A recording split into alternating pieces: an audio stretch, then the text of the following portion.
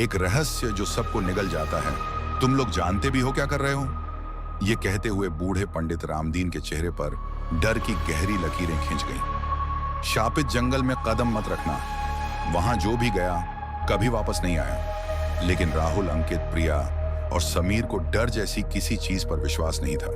वे चारों यूट्यूब पर horror content बनाने वाले थे और उन्हें अपने चैनल के लिए एक सच्ची डरावनी कहानी चाहिए थी। जब उन्होंने काल वृक्ष वन के बारे में सुना, एक ऐसा जंगल जहां कई लोग गायब हो चुके थे, तो उनकी जिज्ञासा और बढ़ गई। क्या वहां सच में कुछ था? भूत प्रेत कुछ नहीं होते, ये सब बस अफवाहें हैं, राहुल ने हंसते हुए कहा।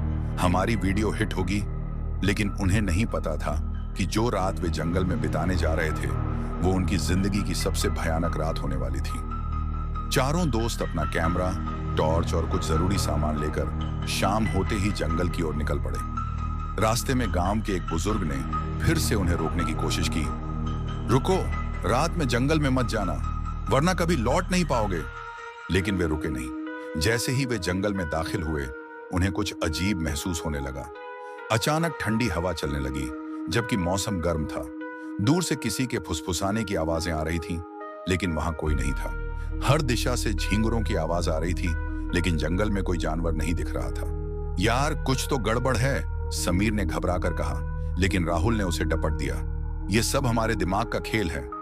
वे आगे बढ़ते रहे और फिर उन्हें वो मिला जिसे देखकर उनकी सांसें अटक गईं। जंगल के बीचों बीच एक सूखा हुआ पेड़ था और उस पर किसी की सड़ी गली लाश लटक रही थी। प्रिया के मुंह से चीख निकल गई। ये क्या है? जब उन्होंने ध्यान से देखा तो लाश के गले में एक ताबीज था, जिस पर अजीब निशान बने थे। अंकित ने उस ताबीज को छूने की कोशिश की। रुको मत, हमें इसका वीडियो बनाना चाहिए। लेकिन जैसे ही उसने ताबीज को छुआ, अचानक तेज हवा चलने लगी, पेड़ हिलने लगा और चारों ओर अजीब सी सरसराहट होने लगी। फिर अंधेरे से एक परछाई उभरी। भागो! चारों बदहवास होकर जंगल में दौड़ने लगे। चारों भागते भागते जंगल में और अंदर चले गए। ये जंगल बहुत बड़ा है, समीर ने कांपते हुए कहा। हम जिस रास्ते से आए थे वो अब दिख ही नहीं रहा। तभी एक पुराने मंदिर का खंडहर दिखा। उसके चारों ओर अजीब से पत्थर बिखरे हुए थे और मंदिर के दरवाजे पर खून से कोई मंत्र लिखा था। प्रिया ने धीरे से पढ़ा, जो भी इस मंदिर में आया उसने मौत को बुलाया। तभी मंदिर के अंदर से किसी के जोर जोर से हंसने की आवाज आई। चारों पीछे हटने लगे, लेकिन तभी मंदिर के दरवाजे पर एक लंबी परछाई उभरी और फिर दरवाजा खुद ब खुद खुल गया। चारों हिम्मत करके मंदिर के अंदर गए। अंदर दीवारों पर भूतिया चित्र बने थे। कुछ लोगों को अजीब तरीके से मारा जा रहा था। तभी अचानक मंदिर का दरवाजा जोर से बंद हो गया। अब तुम यहां से बचकर नहीं जा सकते, एक भयंकर आवाज गूंज उठी।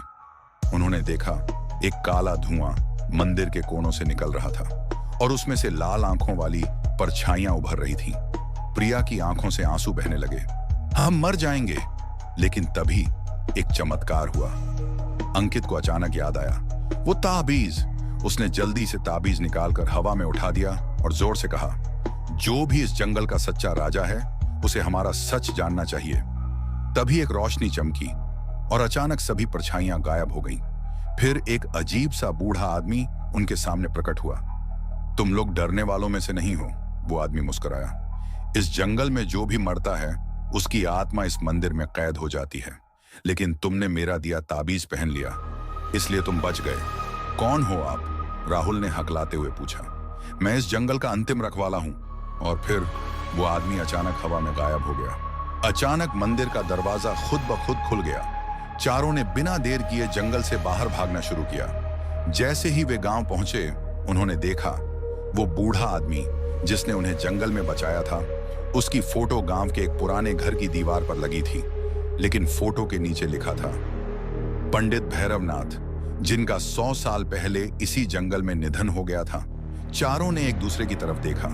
क्या वो सच में बच पाए थे, या अब भी जंगल उन्हें बुला रहा था?